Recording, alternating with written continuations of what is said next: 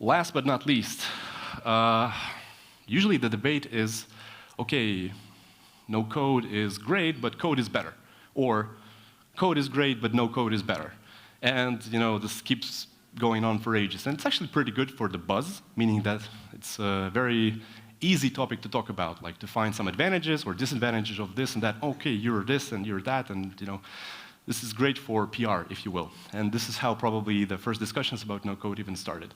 I remember we were on the TechCrunch Berlin, and we were wearing the t-shirts that were saying no more code. And a lot of people approached us, and they were asking, do you want me to lose my job? Are you? No. I was like, no, it's not like that, but it's a great conversation starter. But the concept is actually incorrect, meaning that it's not one or the other. It's actually completely the opposite.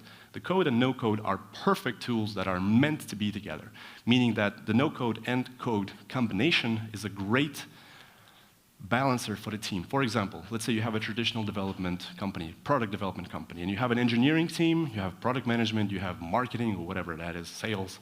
So usually in the traditional flow, whenever you need to change to the product, whenever you need to validate some idea, you go to the engineers, and that's a problem. They're always busy. So and you have to find some resource and beg and threaten someone to do something for them to do something for you. But in the case of no-code, they can do their stuff. They can be busy with whatever they need to be busy with right now. But a lot of things you can do actually on your own. You can launch a customer development page like the colleague from Alex was sharing all by yourself.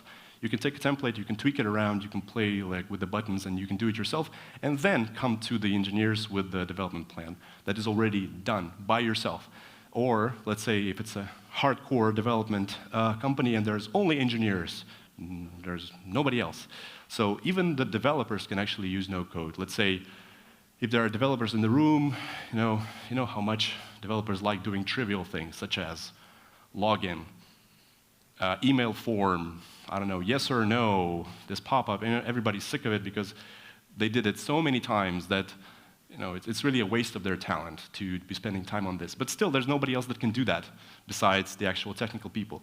What can happen right now is it can be either outsourced to someone else within the same company, or this can be done by the developers 10 times faster.